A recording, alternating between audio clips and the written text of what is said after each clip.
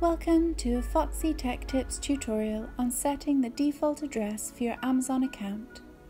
It's good to set your home address as your default address to save time at the checkout. If you find this video helpful, please consider subscribing to my channel and liking the video.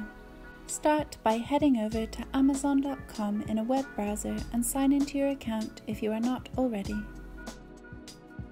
When you are logged in, click on the Accounts and Lists button from the top right of the screen.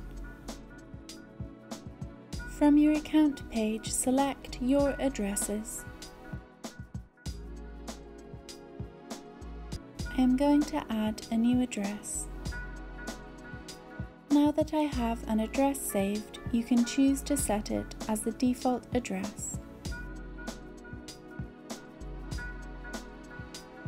Now that I have set that as the default address, Amazon will choose this address for us at the checkout to save time.